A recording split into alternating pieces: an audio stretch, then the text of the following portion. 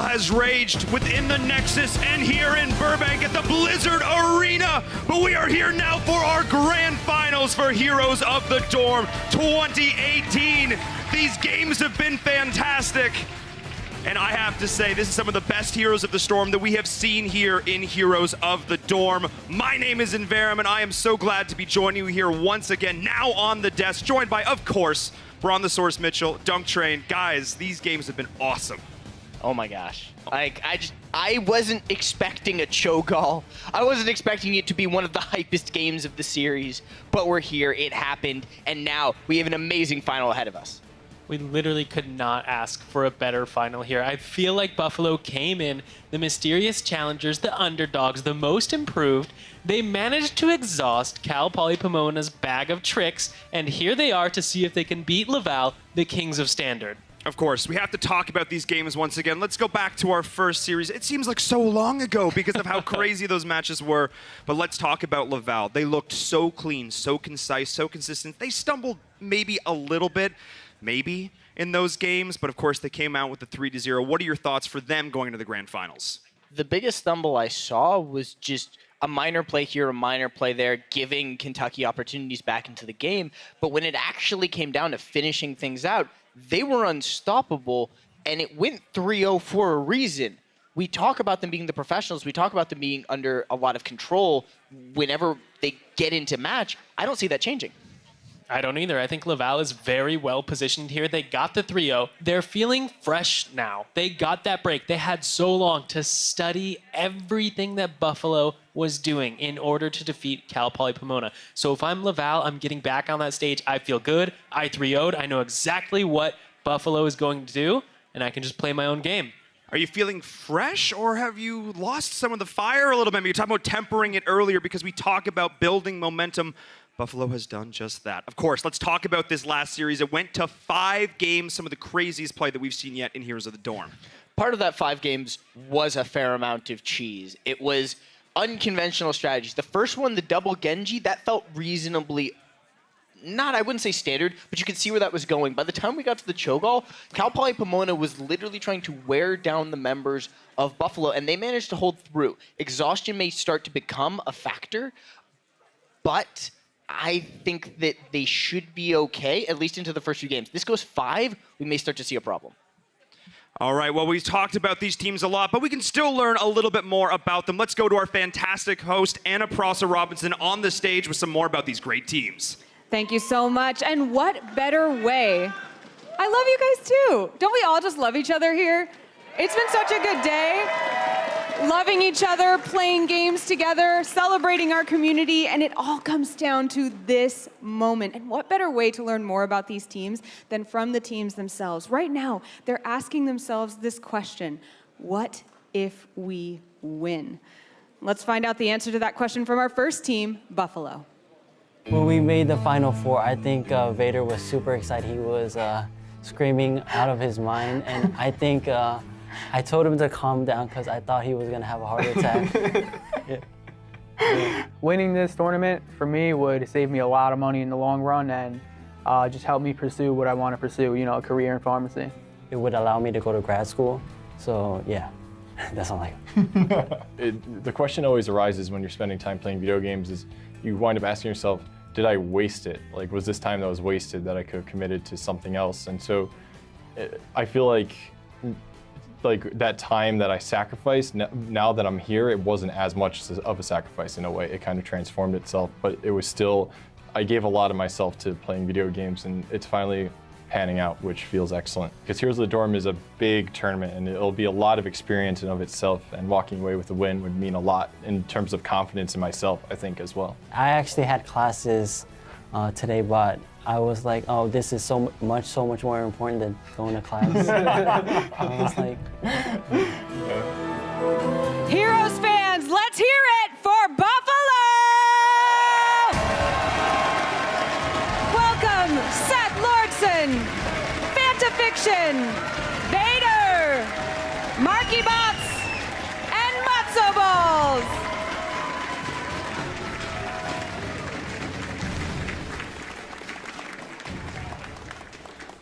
Another team is asking themselves that very same question. Let's find out now what is on the line for Laval. Honestly, it will be amazing. It will show us that if we put the work into it, we can do anything, honestly. It's not so much as for the money as for the confidence it's gonna give us. I'm not afraid. Like I don't think we're really in danger of losing. Right?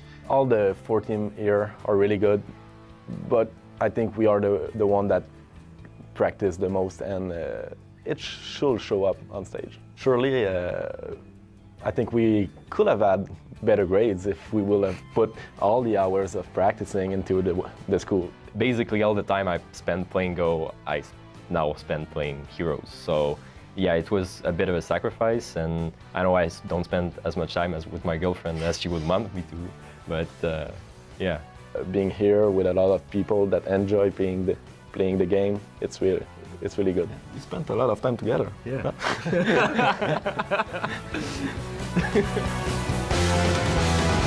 Cheer now if you believe in Laval! Welcome Earth, Nesdip, Electromad, Wuka, and Harry Blob.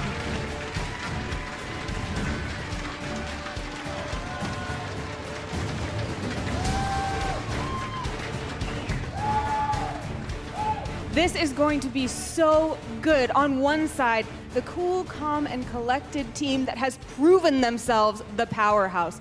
But on the other side of the stage, a team that dares them to call them the underdog. I have nerd chills, casters. What about you? I have to say, I agree. Both of these teams have put so much on the line, and it all comes down to this. The hours, the weeks, the nights, the long days of scrims. They put all of this into it, and it comes down to one best-of-5 series. What's impressive to me is how much time and effort that Laval has put in without seeming to ever really burn out. They really, truly believe that this is their time.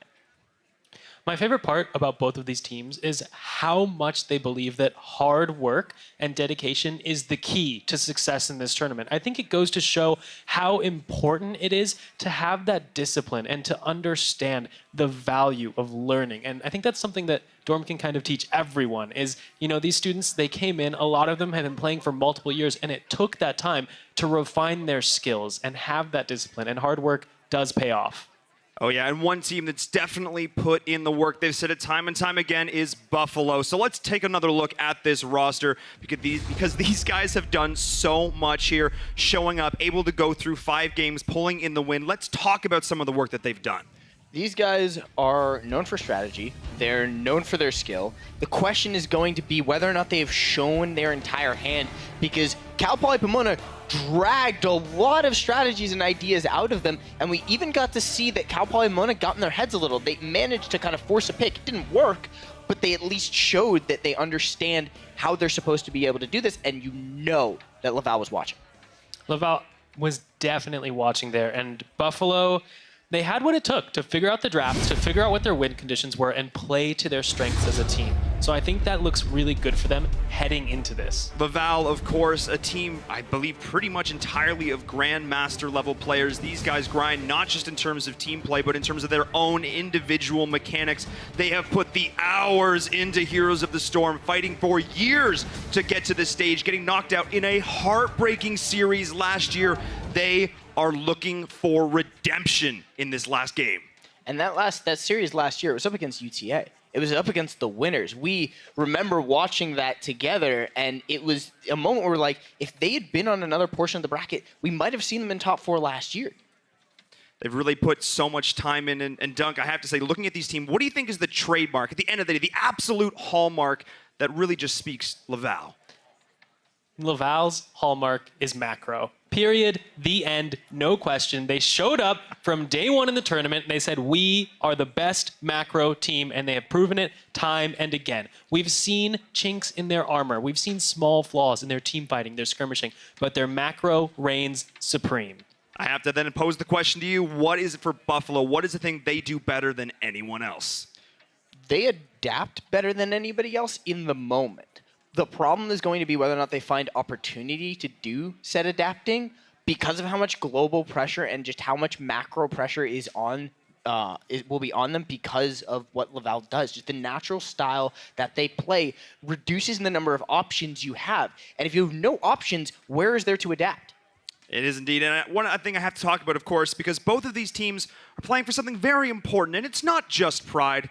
They're playing for this. They want to be the heroes of the dorm, 2018 champions. They are paying to play for their college tuition. I'm going to get there at some point, but they're playing for this. More than just pride is on the line for these squads. As I said, they have put in just so much work, but it all comes down to this. They've defeated so many opponents to come here, so many upsets, so many situations. But one fun little fact that I want to point out is that we look back, Laval only actually had one loss in the entirety of the group stages.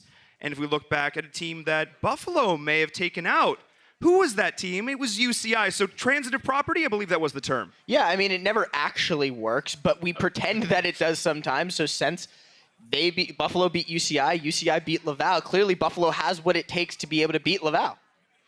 If anything, even if it doesn't work out that way, if the belt doesn't necessarily go to the person who should have gotten it in the past, you can at least say that both of these teams clearly deserve to be here. Buffalo has shown they have what it takes to work hard and to grow and to formulate strategies to get them further in this event. Laval has shown they have the skill, the mechanics, the teamwork. So both of these teams, I mean, you have to give it up for both of them. They've done a fantastic job getting here. Oh, yeah, especially if you're looking at this. You're looking at Buffalo in particular. This team has come through, and they had an upset. We were like, wow, that was great. I wasn't necessarily expecting that. And then they come back next week, and they do it again. And then they do it again. And now they are here. I'm wondering at the point, when are we going to stop questioning this team? Because, of course, Laval is a powerhouse, but you said it so beautifully. Buffalo as well deserves to be here. So let's talk about this first game and how important this first game is going to be in terms of momentum. Now, of course, Buffalo just came off of a knockdown, drag-out 5-game series. And as you said, Laval's got a chance to maybe take a break, or maybe they've gone cold. How important is game number one? They can't go cold. They have ice in their veins. They're cold from the start. Everything they do is so calm and calculated that I don't really see them needing to build up the same kind of momentum as a lot of other teams. They can pretty much sit down and start playing, and it's all business from the get-go.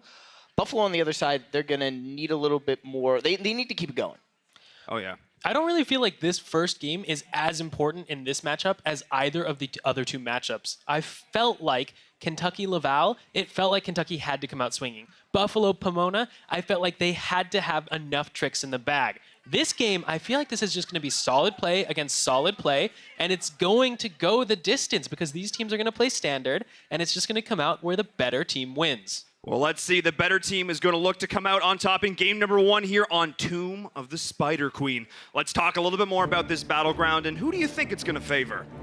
This is probably one of the better opportunities for for Buffalo to find an advantage because Kentucky had issues with this map before. If you go back far enough, teams that have tried to match Laval's macro never managed to do it. So if you go to a smaller map, you find an opportunity. Where Kentucky failed to be able to beat them was Laval flipped the tables. They started going into a team fighting scenario. This may be their best opportunity, but it's still going to be difficult. I agree. I think that Buffalo has the opportunity here to maybe get ahead of Laval because we've seen it time and time again. You don't give Laval an inch, they'll take a mile. So Buffalo, if they come out strong here, like you said, we talked about the 1-4 rotation strength of Buffalo in the previous match. This is a map where you can leverage that to its fullest extent. We know Buffalo is going to want to look to fight, but they'll need a composition to do it with, so let's get into the draft. Enough talk. Let's get into our grand finals here on Tomb of the Spider Queen. Let's get this going. Make some noise!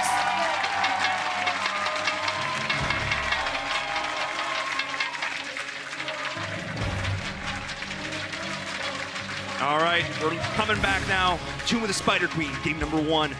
Both of these teams are going to look to draft a composition. I'm looking more towards Buffalo in this situation. Oh. Okay. I'm actually not going to talk about what I think they're going to do here because I think I might just get surprised. I'll leave it to the analysts. So we're willing to let a Medivh through.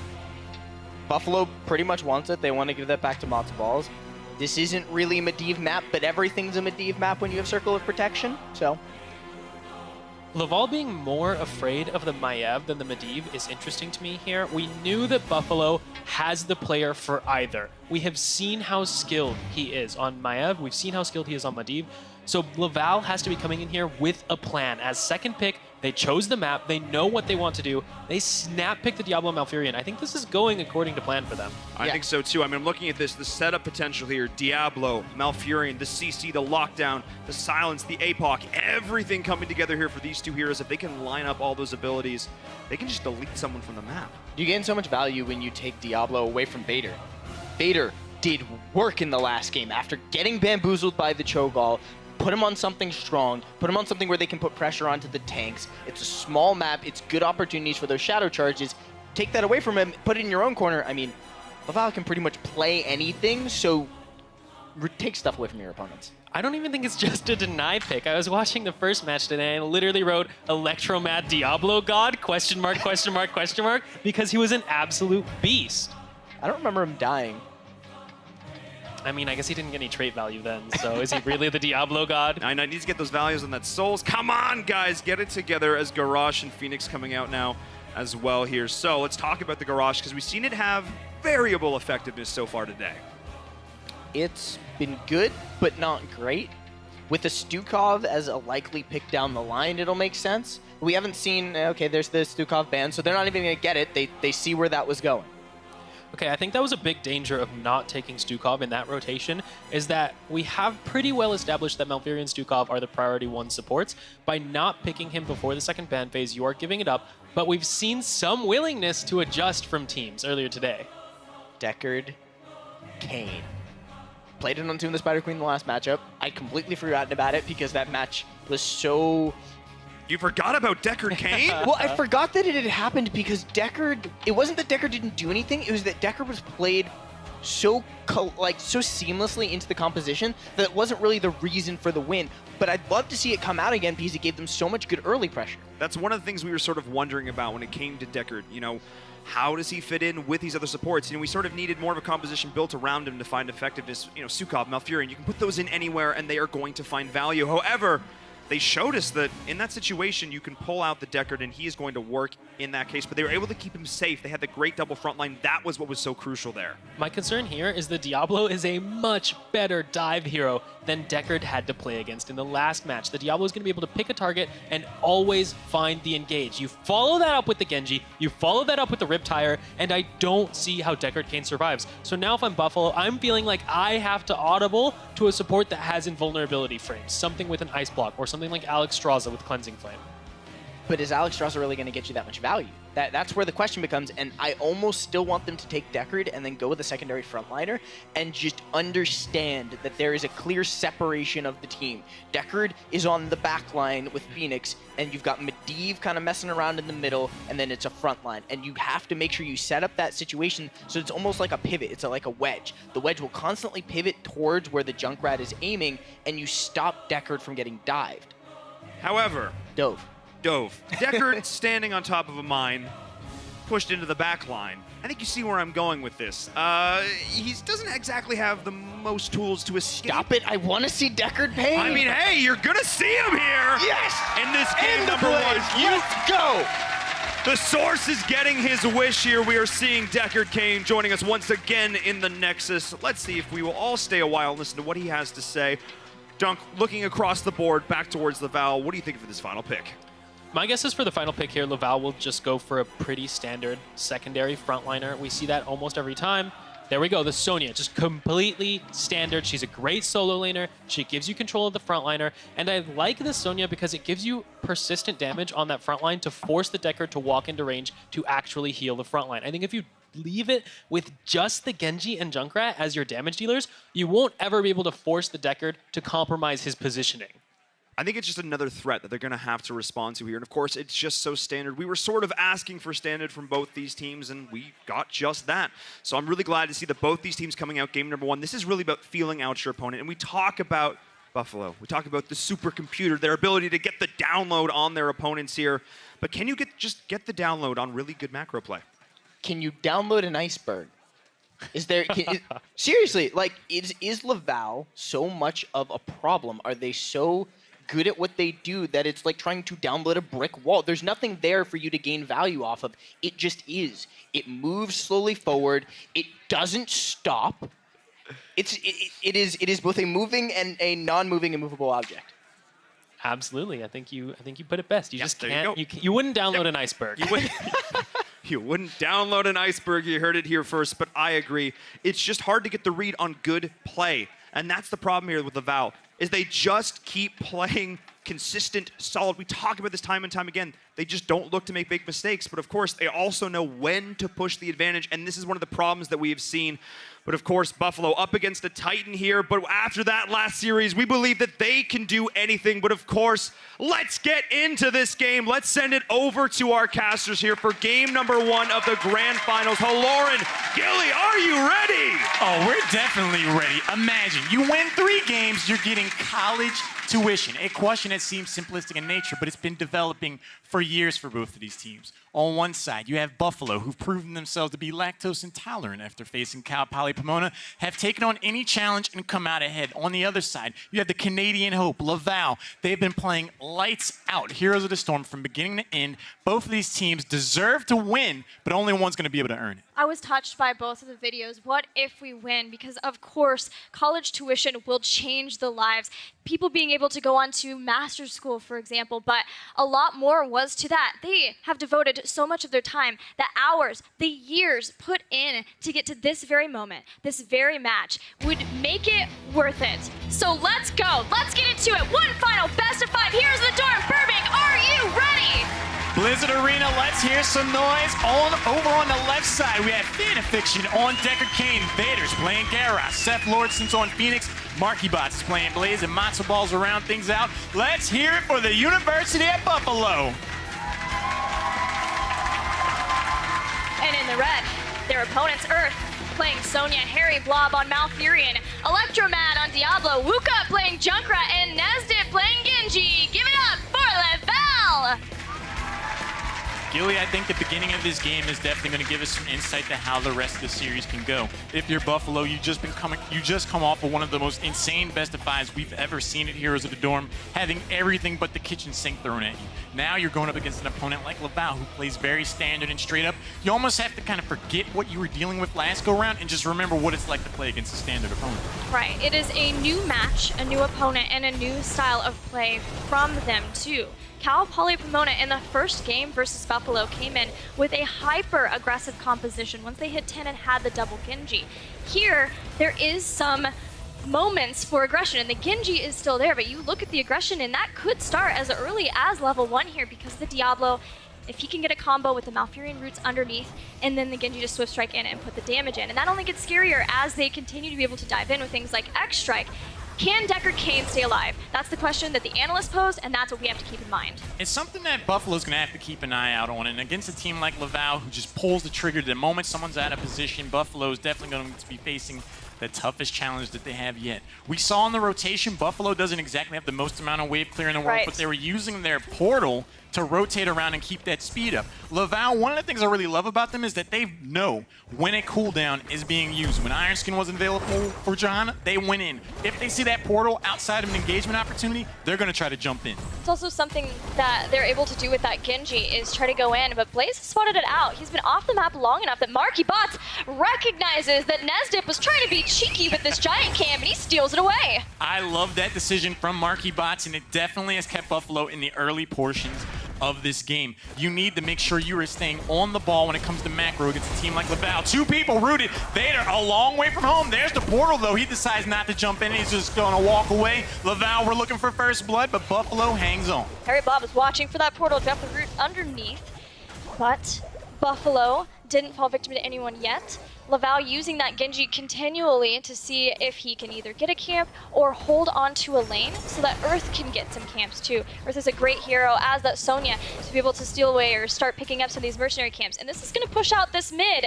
No bruisers in the mid yet for Buffalo, so this is a place where we might see the first fight as Laval have control of this mid lane. Nice shadow charge. Electromat sending a shot across the bow, but the response is going to be there from Buffalo. No first blood just yet.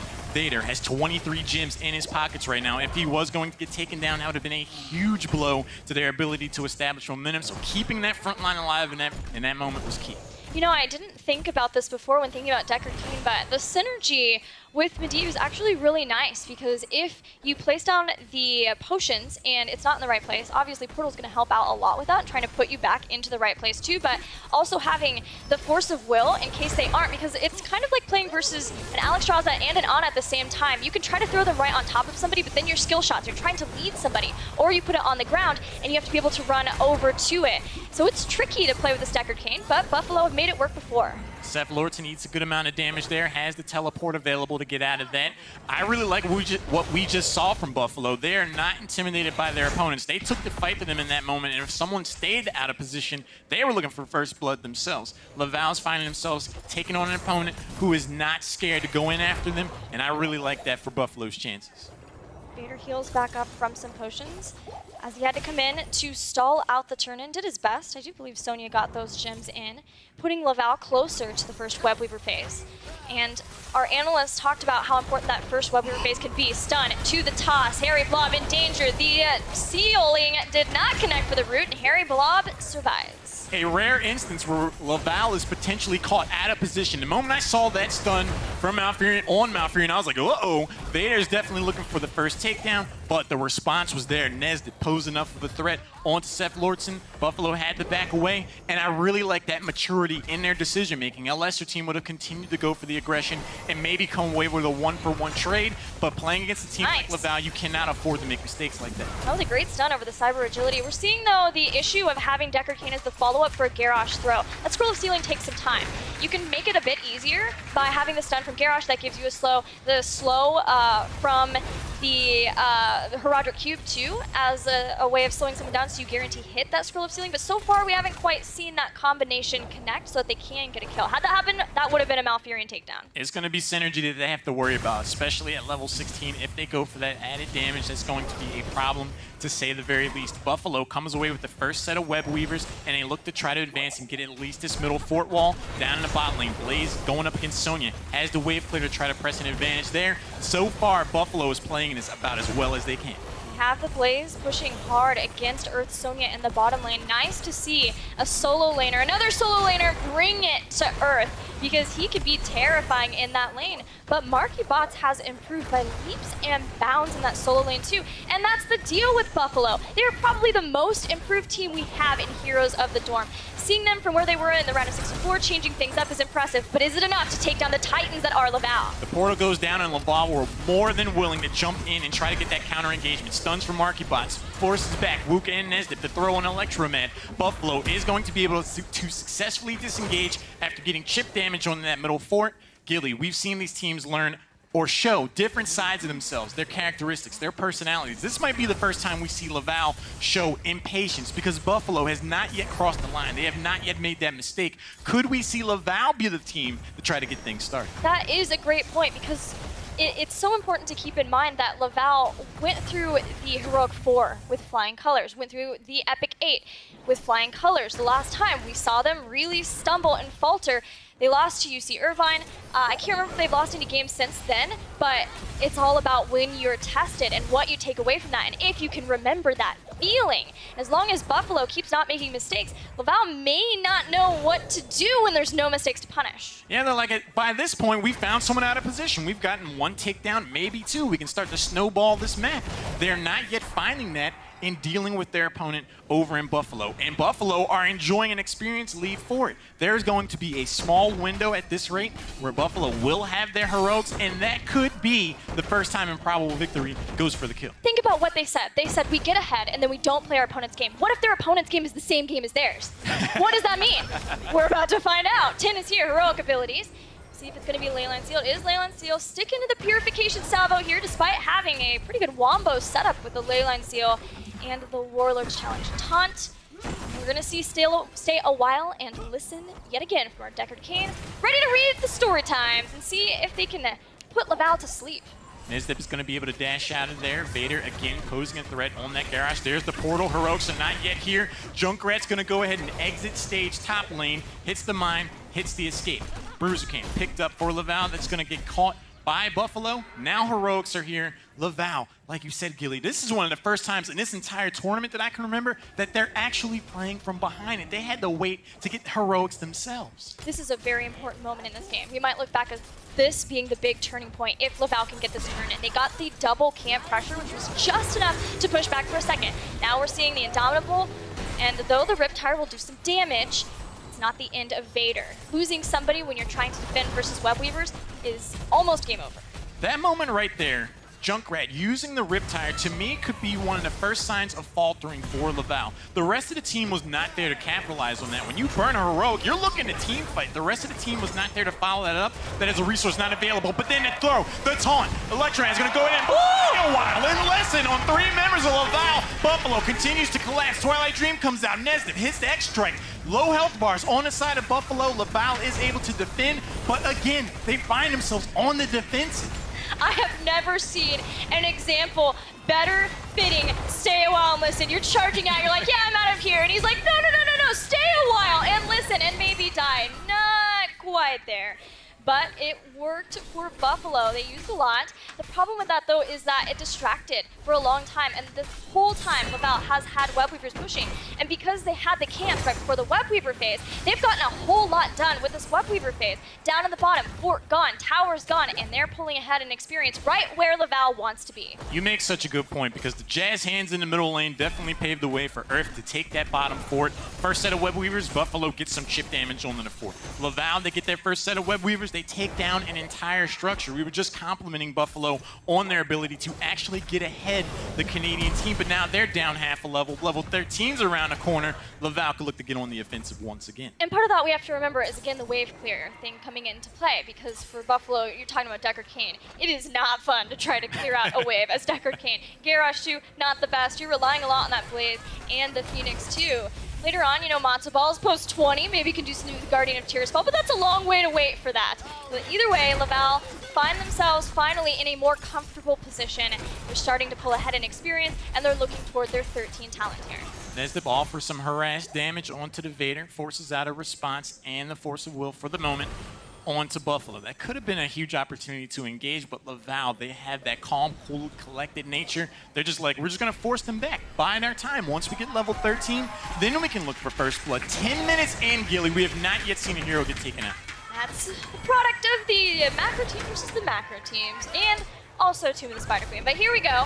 So the push in the mid is where Laval were trying to push that lane up as much as possible. Also having Wuka up in the top here with Nesdip, because that fort has already been so low, they can leave that fort essentially alone or drop a lot of resources. Buffalo doesn't want to let this go down. They don't want to open up the map anymore. They don't want to allow the fort in the boss lane to go down, but this pulls so much up that Laval should be able to start to push in that mid now, but they have to clear out the bruisers. That hopefully for Buffalo is going to slow that down. We'll see if that still is able to net all of the forts at once to completely clear out the structures, the frontline structures of Buffalo. The name of the game for Buffalo right now is to stop the advance, but at this moment, dealing with Web Weavers, I feel their composition is at its weakest. They do not have a ton of wave clear. They're moving into a potential Diablo engagement, Apocalypse, Riptire. So stepping forward to burn down these Web Weavers is putting them at a huge risk. They have all their heroics though, but Laval, they come away with the middle fort also, and that top 14 better days.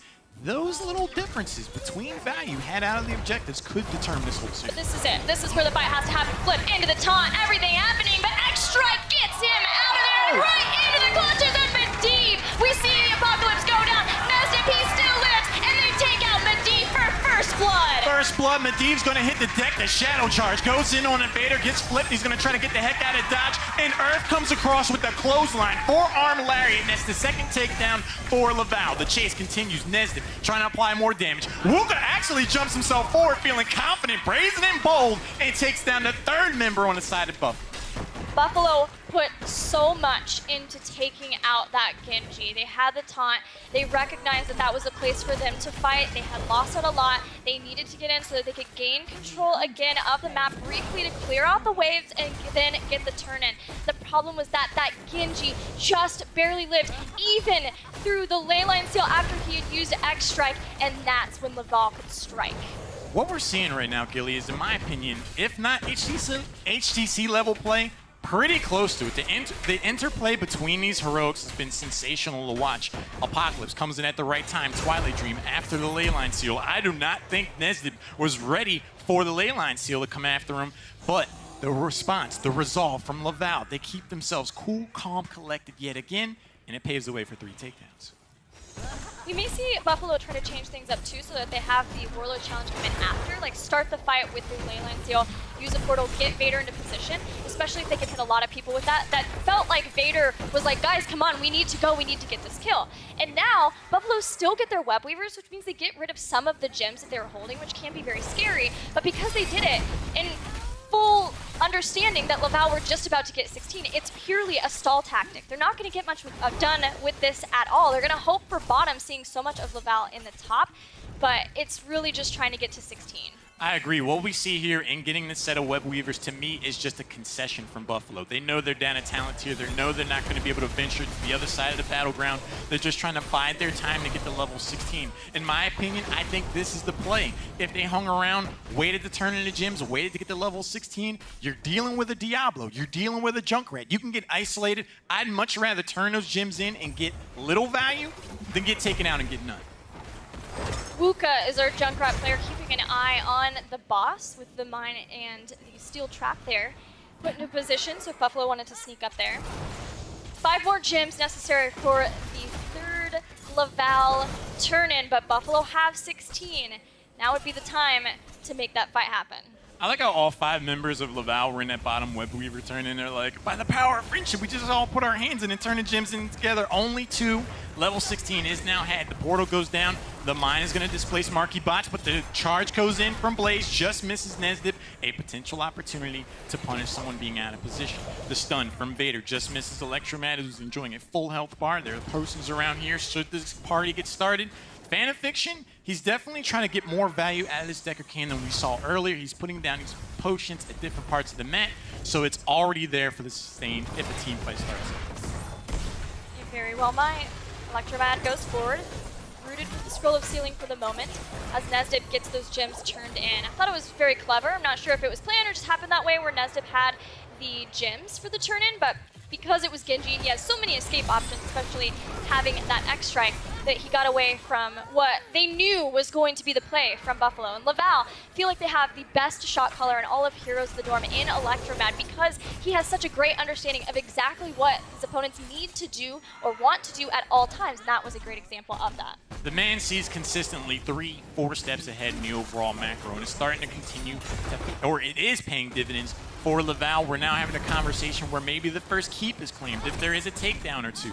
Here's the advance. Web Weaver starts to show up. Again, Buffalo does not exactly have a ton of wave clear. Even if Vader is able to throw someone over the wall, the counter-engage response is going to be severe and something to consider.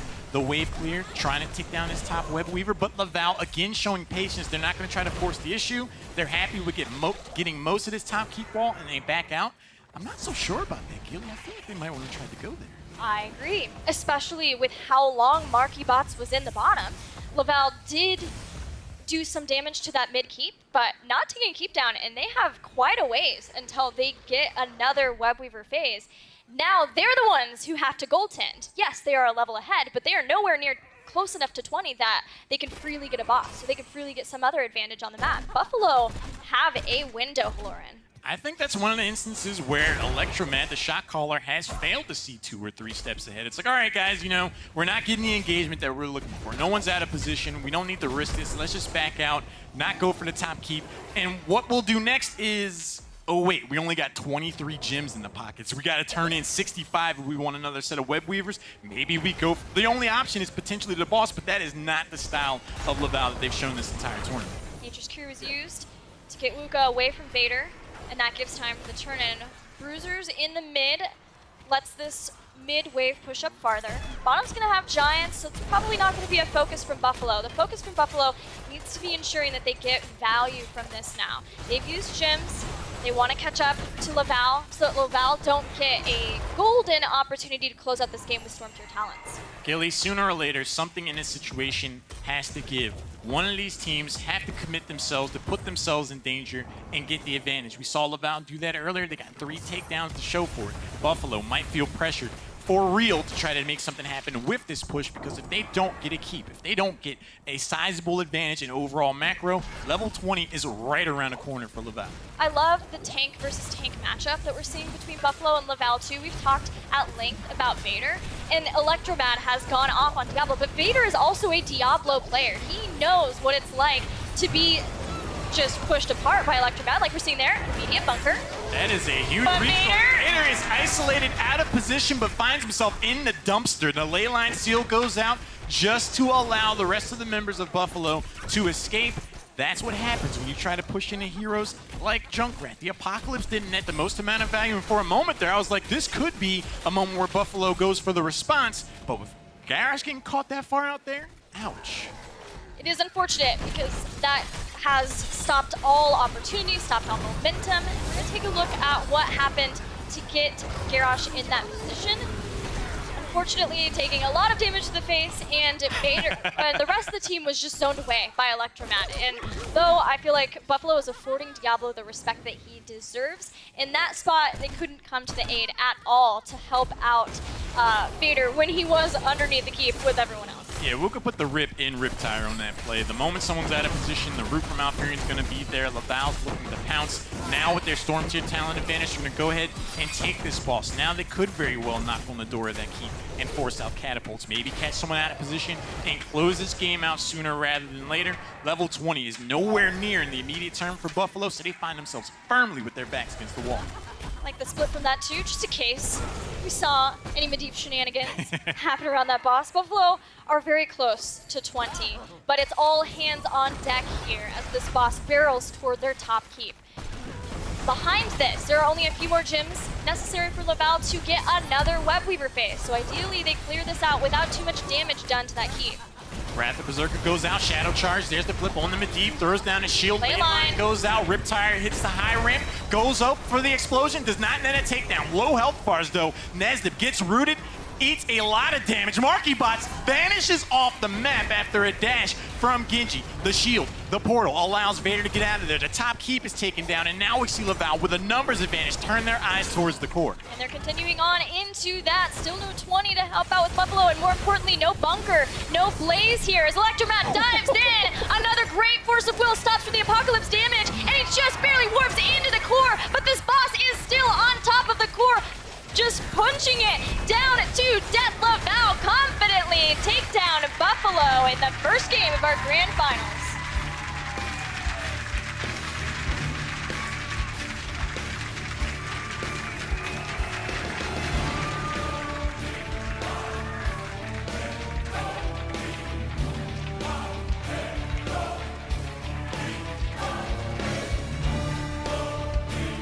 With a strong showing and clean play, Laval take game number 1 here in the grand finals.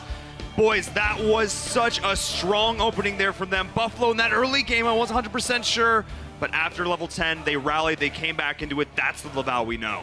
That was Buffalo's chance. That was the map where you set the tone of the match, where you gain that advantage because there's so few macro opportunities for Laval to exploit. Problem was, Laval was ready to stand and fight and hold their ground. Absolutely. And Laval, they were behind on experience, but they had the opportunity to turn in before level 10, and they waited. They held it until they knew they wouldn't be at the talent tier deficit, which we have seen teams struggle with, that sort of decision-making and patience. And that is why they were able to just completely swing the XP differential in their favor in the mid-game from seemingly nowhere. I have to say, though, Buffalo in some of those fights, there's a couple little miscommunications in terms of those heroics, but overall, the fights were pretty solid. If they can just sort of tighten that up a little bit here, I think they can give Laval a run for their money. What was crazy was the Medivh, something that has been picked or banned so consistently, rarely ever gets through the picks, and Matsubal's played it reasonably well in the previous matchup, but in that one, the ley line seals were a little bit off, and it almost felt as if they had to be a little forced. It felt like the synergy wasn't quite there between all the different tools they had at their disposal. Almost like maybe they didn't have enough practice with Deckard and Medivh at the same time, which can be a difficulty. You can have experience with one or the other, but not enough with both, and then you kind of end up stepping on each other's toes. Chances of getting, Medivh kind of slim, Deckard, the new hero, faltering a little bit here, but it is only game number 1. We'll be back here in just a bit here for game number 2 at the Grand Finals, Heroes of the Dorm 2018. Don't go anywhere.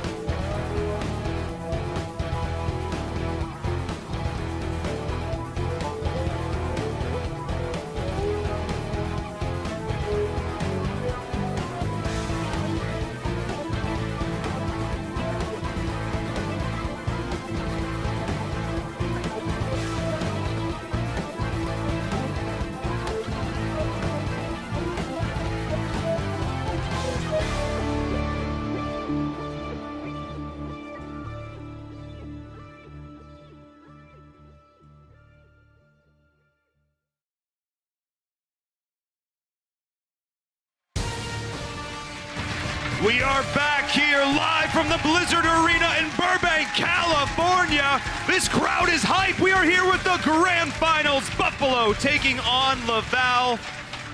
These games so far have been great. Laval looking so very strong, but it is Buffalo's time to rally. My name is Inver. I'm joined here by the Source Dunk Train. Game number 2. Buffalo, it's all on the line here for them. What do they have to do differently going to the second game? You absolutely have to disrupt Laval's momentum somehow. You cannot let them win another game, obviously for the series, but even take any advantage at the start. You have to keep them off of balance immediately, instantly. You need to come into this game, throw something wild at them. Keeping pace is only so good. They kept pace in the beginning of that Tomb of the Spider Queen game. They kept pace throughout pretty much all of it. It got to a 20-20 scenario, but that's not enough to beat Laval. You need to overtake them and not play their style, but never give them away back in the game, because they, like, take it, give an inch, take a mile. They open up any opportunity and absolutely walk through the door. Well, speaking of style, obviously we talk about the macro play from Laval time and time again.